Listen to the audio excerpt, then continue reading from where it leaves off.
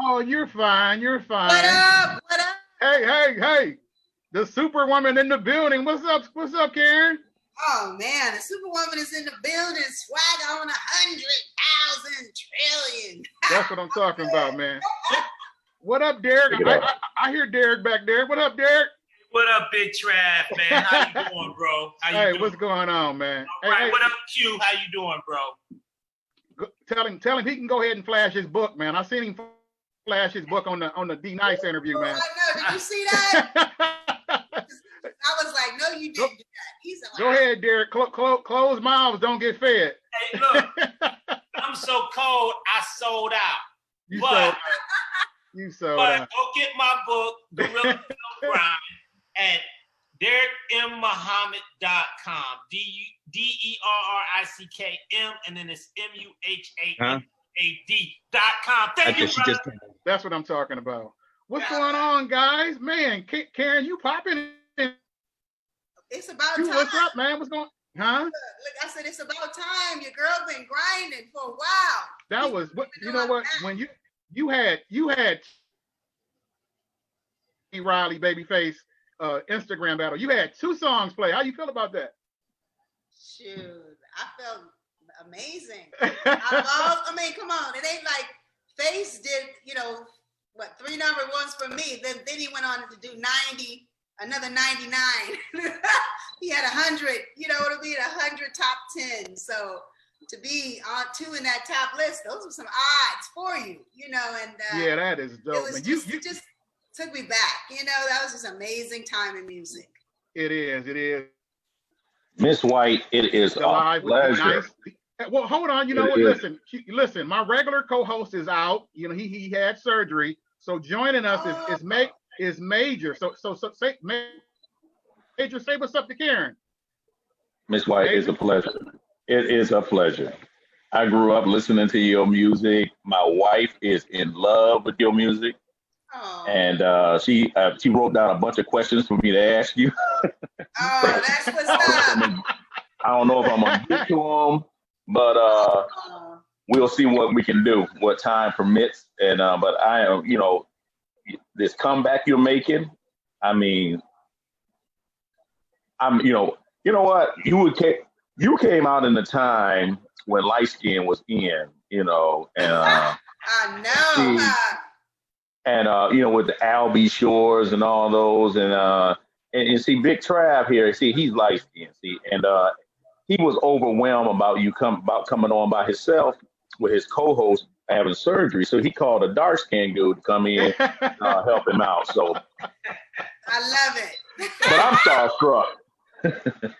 Well, I tell you what. Hold on. Let me give you your flowers first, man. NAACP Image Award, 2-time Grammy, platinum album, gold album, #1 U.S. song on the Billboard chart, not R&B, U.S. overall. That is just so dope, man.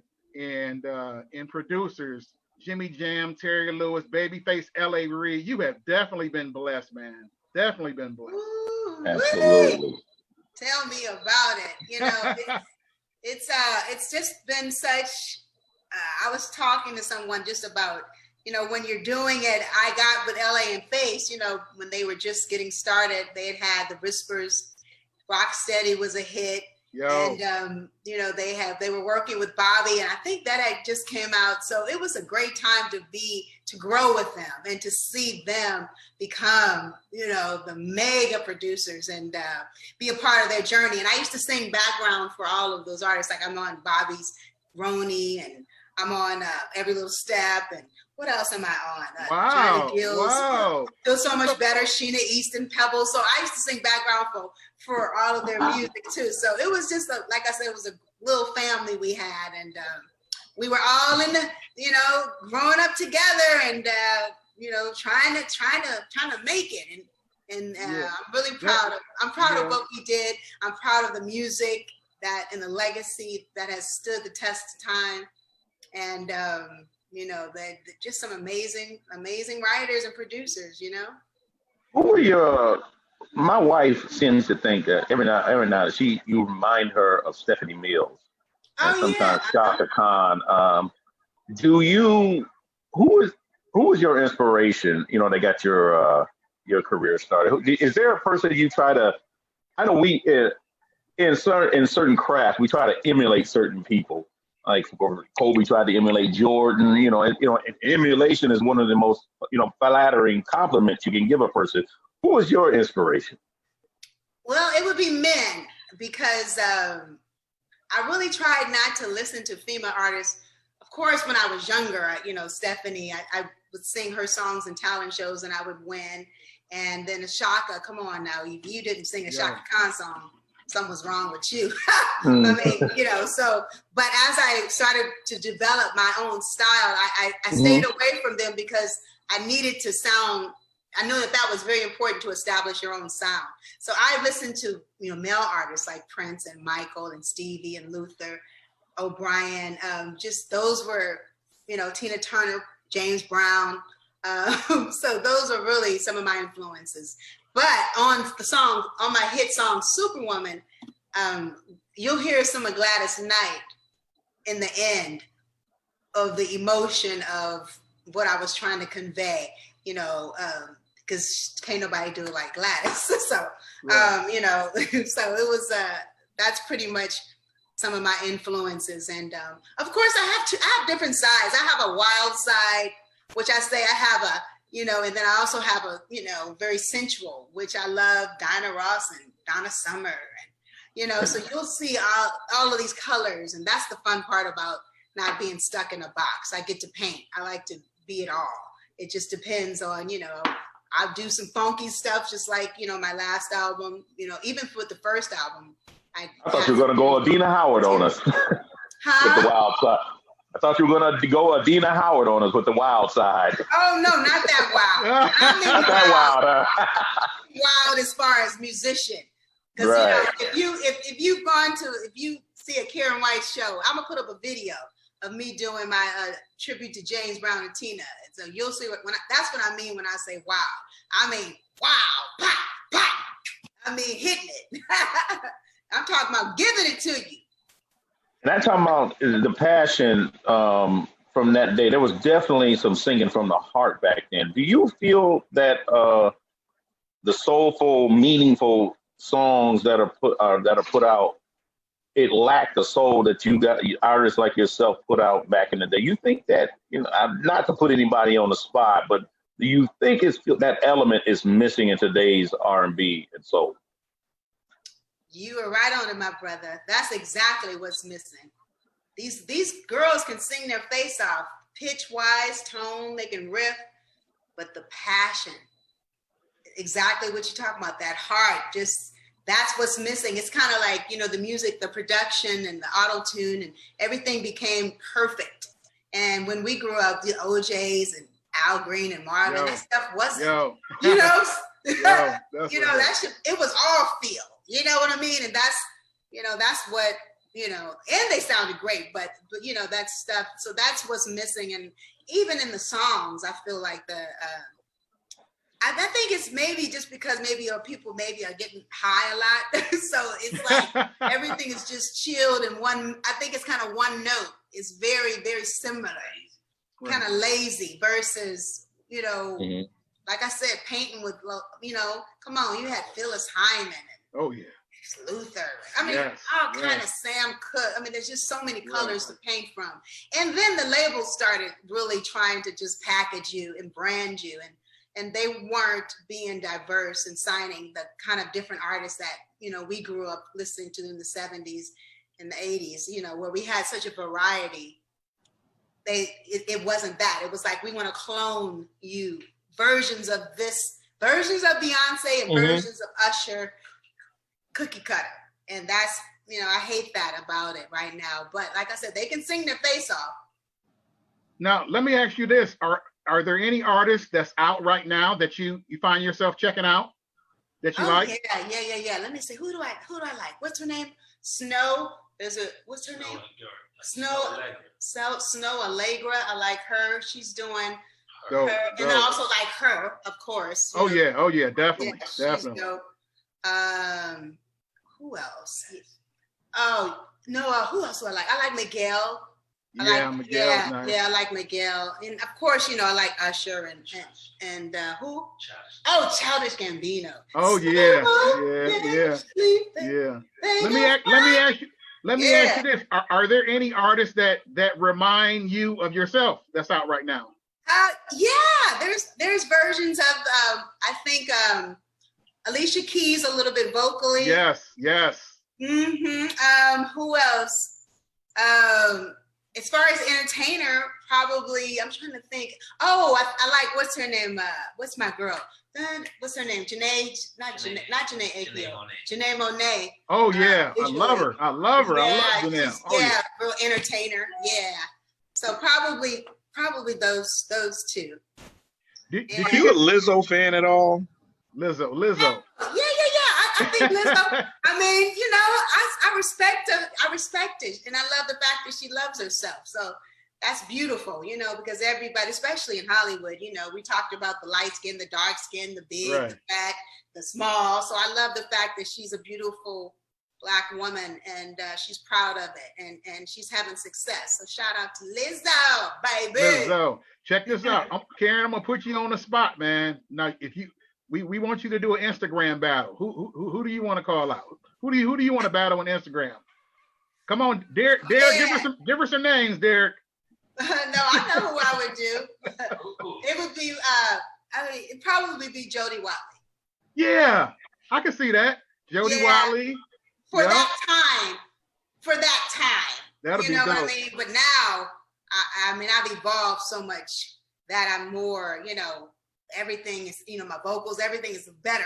I kind of, that's the great part about me. I'm really grew a lot. So, but probably at that time, and who else? What would you guys tell me? Who would you think? What about my second wife? Pebbles. Hold on. Pebbles, Paula Abdul, Janet Jackson. Who else was out? Oh, wait a minute. Let me tell you, you don't want to go fooling with Janet because her catalog is big. Look, I just saw it was a battle between Janet and Beyonce, and Janet has just the catalog.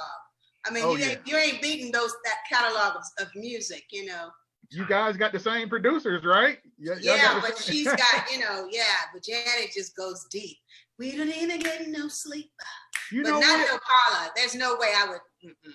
What about Jill Scott? I know she just did a battle. She's my second. She's my second wife. Erykah Badu. Her and Erykah Badu. Yeah, I love them. Yeah. The neo soul version. That was so dope. I love them both. I respect them both, and it's just. I love the fact that it really became probably Shantae Moore. That's another one. Yes. Shantae Moore. That'll be perfect. She's a bad chick. It's just I think you would beat her up though. Shantae's vocally, she's incredible. And she actually has sang a couple of my not a couple, but she sang one of my songs at a wedding. It was a song called Tears of Joy. And so I have such a respect for her. And, the real ones know the real ones. Right. Exactly. And, I definitely tune in. Did you catch the Jill Scott Erykah Badu Instagram battle? Oh yeah, I loved it. So what did you think? I loved it. It was a love fest. I mean, it was just the hits ran deep. And the great thing I'm gonna say, because Erykah really is the queen of the movement. So I had to really give her the crown because she came up with the whole style. I had to crown the person who changed music. And she did, she was the first to get there. So I had to, and then she paved the way for Jill. So we have to that's one thing that these young folks don't do. And I like to say that because they like to sing my song, but they don't want to pay homage to me. Right, exactly. It's like, okay, you know what I mean? It's like, come on, ladies, you got to pay homage to the queen, where it came from. Exactly. Mm-hmm. Okay, enough of those other people. Let's get back into Karyn White. Now, acting. We're gonna talk about your acting. Okay, Beauty and the Baller. Talk about Beauty and the Baller. Wow. Okay, Beauty and the Baller. So I got back in the business after being away for 17 years. I left the entertainment industry. You guys, I was done. I felt like I just didn't know how to get back in it. I started doing real estate, flipping homes. I became a mogul in real estate, learned a lot in business. Then I decided once the entertainment industry tanked, I decided to get back into the business. And so I started managing, and then I went to Los Angeles and started acting. And so I auditioned for a role called Beauty and the Baller. It's produced by the Emmy Award winner, Michael Ajakwe, who wrote for Martin and Fresh Prince? Martin and the Fresh Prince. So this was his sitcom, and Moesha. Yeah, it got picked up, and that was my first. That was a blessing, because acting is very hard, and it's very hard to break through because there's so many talented people, and you guys know there's not a lot of roles out here. Right. So you have the same artists competing for the same actresses competing for that same one role to come up. So I was very blessed to be able to get on network. We were on Centric for a season, and I got my feet wet, and then I decided that I definitely wanted to do more acting. Is there gonna be a season 2? You gonna do season 2? Oh no, he actually passed. I'm sorry to say. Oh yeah, oh man. Yeah, Michael Ajakwe passed, and so there won't be a season 2. But some of the leads have gone on, and they are starring. And what's her name? She's doing big things. Oh, Deandra. Yeah, just a beautiful girl who was the lead of that. So, and then it's in acting. It's like I said, it's not like singing. It's like you have to wait for this opportunity to come, or you can create it, like I did with my movie. Yeah, Gale in the Storm. Yeah, exactly. Gale in the Storm. I see you, Derek. I see you. Yeah. Shout out. You can't wait for Hollywood to give you a role. You gotta create it. Okay, talk about Gale in the Storm. What made you decide to do a movie? Well, Gale in the Storm, let me tell you guys what it's about. It's about a legendary funk singer who steps away from the business at the height of her career, and she hooks up with a revolutionary music producer, and he tries to get her back into the game. And we wanted to do this movie because we felt like it was something that close to my wheelhouse. I knew, how to be a singer. I was definitely, loosely based on my life. My manager at the time was Jay King from Club Nouveau. And so the other character, Hannibal, which was played by Derek, is loosely based off of Jay King's life. So we put together this story, and we shot it in 7 days in Sacramento. And I've seen that. It's a funky. It's a real raw. It's a story. Like I said, it's about music. It's about falling in love, and with. I've seen it. You've seen it? Yeah, Derek sent me the link, and I checked it out. Thanks, D. So you got to see Gale Storm, right? Yeah, I loved it. But you know what, Derek? I ended up going on YouTube and I bought it. You had sent me the link and the password to watch it for free, but I didn't know that because I didn't follow through. So I ended up buying it. I rented it on YouTube. So YouTube has it? I didn't know that. Yeah. You Oh, really? Well, congratulations. You can rent it on YouTube. Thank you. I appreciate that. I didn't know. Look, I didn't even know. No, listen. I got something to watch tonight. I do my prep for the interviews. I love it. So yeah, I watched it. I loved it. I loved the movie. I loved it. Wow. So Shout out to Derek. Thank you. So thank you, bro. It was a labor of love, And people think that movies, we used 2 college students from Morehouse. And they were award-winning college students, and we worked with what we had, and we did the soundtrack at the same time as we were shooting the movie, and it was a labor of love. And the soundtrack is funky because it was pertaining to an era in music that was kind of like it was funky. Still. Yeah, so the music was definitely edgy. It says here that you done the soundtrack in 3 days. Is that true? Yeah, I thought. Wow. Yeah. That's worth it. 1 takes. That's worth it. Blind man walking. Yeah, that's dope. Blind man walking. That was my. You cut out. Thanks for that. That was dope. You like that one? I checked them all out, man. Listen. Yeah. That was dope, man. Think I wanna clap on it. Yeah. Then at the end she gets funky like Parliament. You hear me doing my James Brown coming in? Yeah, I seen it. I seen it. I seen the club scene. Everybody was turned up. That was funny. That was a whole nother, that wasn't really a Karyn White performance. I was trying to be, I was being Gale Storm. So it was another movement that I was doing that was real raw. Right.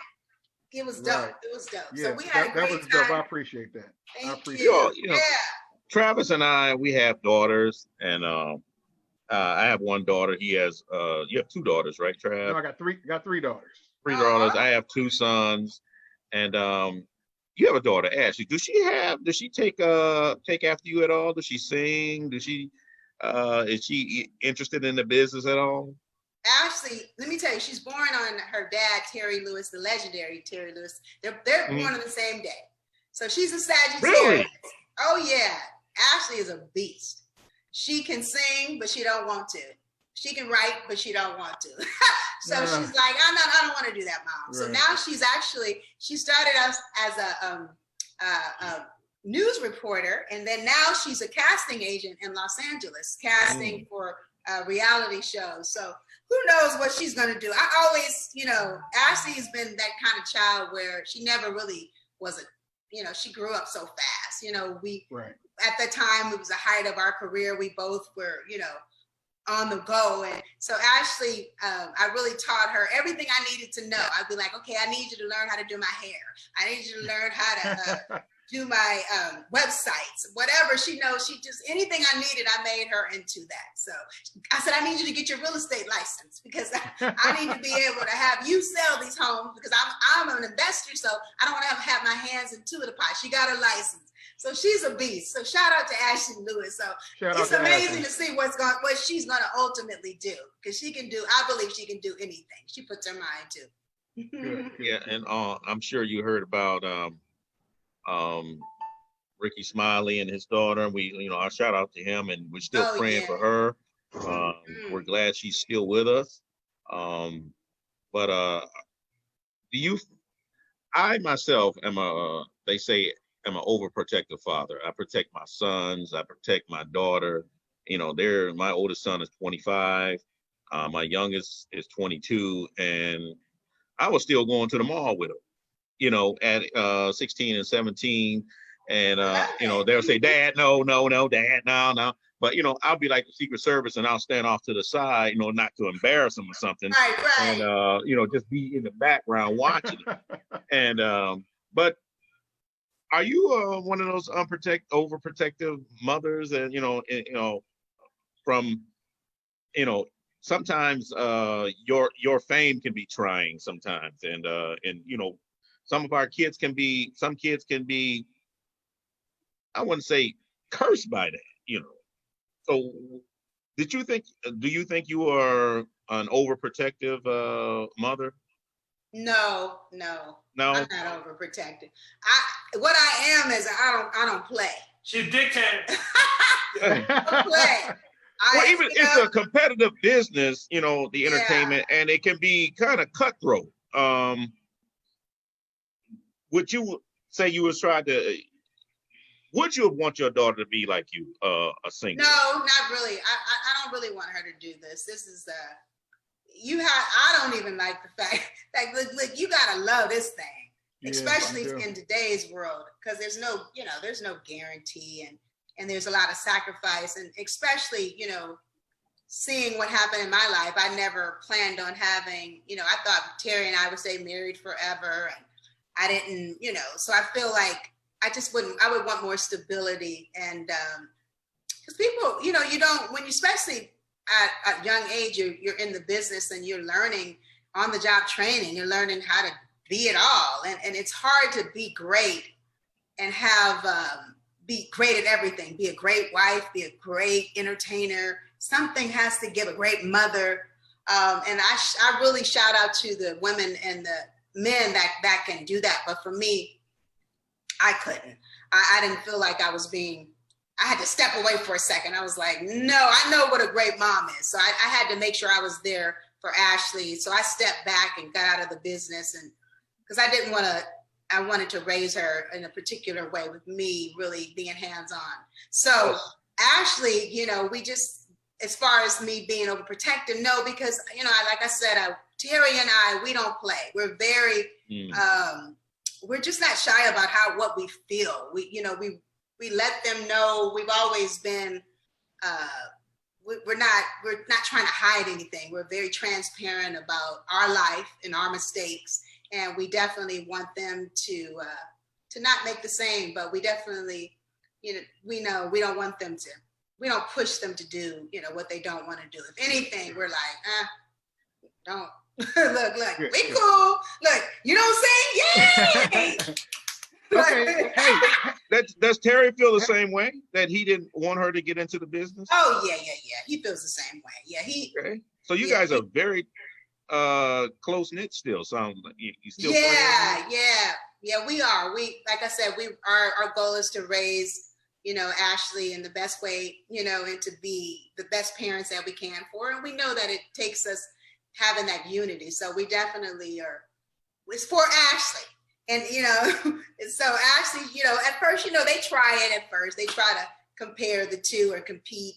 But I'm like, no, because I have such a respect for Terry, and she doesn't understand that. I was like, everything he says is right. Like, he's never wrong. And so she's like, oh. So it's like, you know what I mean? Yeah. I understand the value.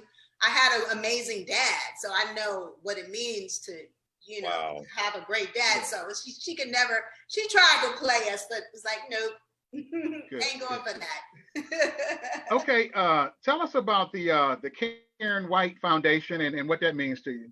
Oh, wow, I'm so excited, you guys. This is my first year of starting the Karyn White Foundation Superwoman grant, and I was so blessed this year to be able to give away so far 9 Superwoman grants. Is that right?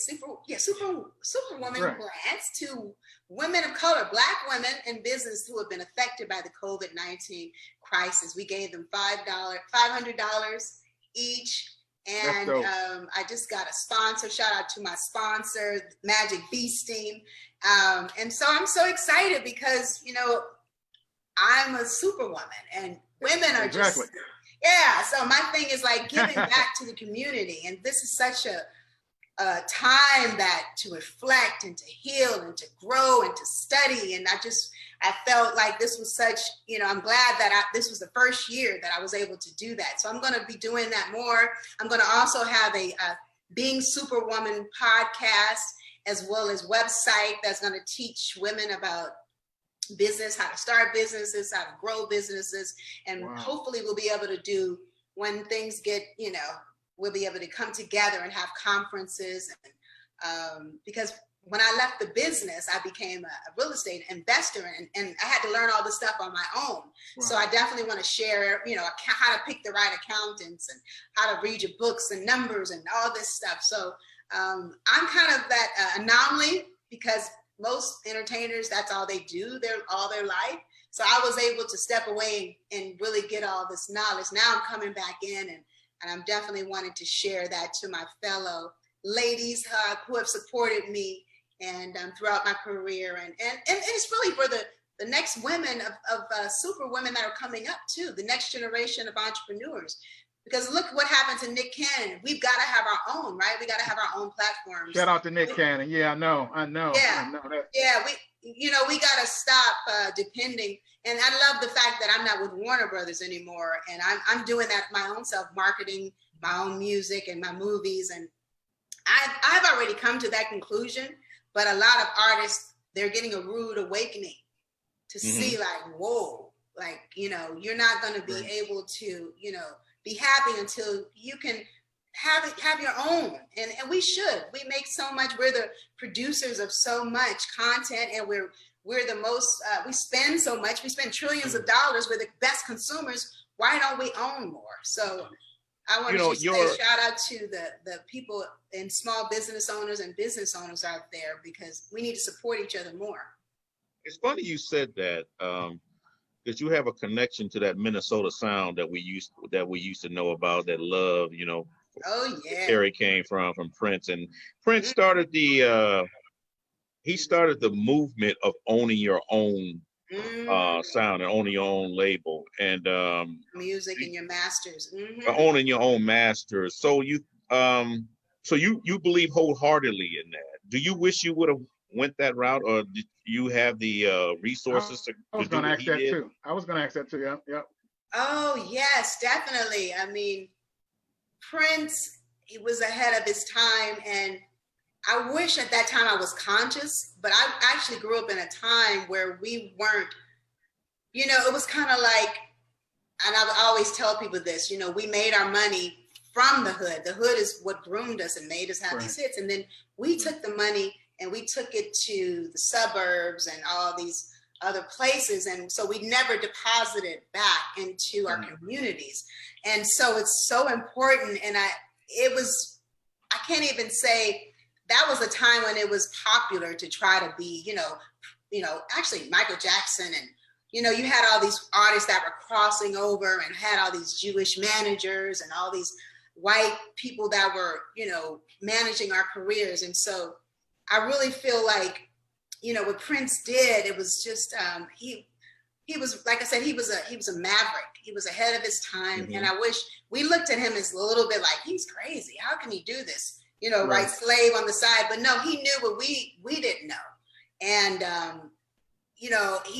just wish I could have really been that person at that time. But it took me having to get out of the entertainment industry and then just understanding like, wow, even now, just seeing how, how Nick Cannon and how they could just shut you down, like for your opinion, you know what I mean? And it wasn't even on his own, it wasn't on Wilding Out show. This was on his platform on YouTube. So it's like, they can say whatever they want, but until you own yourself, you're going to have that problem. Yeah, so owning the masters and right now, that's why even for me, I'm going to give a shout out to Erykah Badu when she did her first concert. You know that she did it at her website. I think it was called, what was it?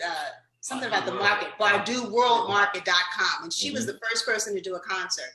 She didn't, and she charged for it. And she said that support these musicians. And I love the fact that she made that stance because it's like, we have been affected, we're not making money. We're not on the road. And so I love that she's understands where we are in the time. And I definitely want to follow after her. And we're going to be doing our own concert as well coming up in August streaming. So I want to share that. I kind of segued, so I'll go back to you, let you guys ask the questions. No. I'll tell you what. I can listen to you all day. I tell you. I was gonna say that, Major. Isn't she looking like, man? You looking beautiful, man. How do you keep looking so youthful? Yeah. Look. First of all, I would say I always tell people forgiveness. When you harbor that type of unforgiveness in your heart, it makes you ugly, and it you have to. It's like it's for you as well as the other person, but it's really important. It starts there.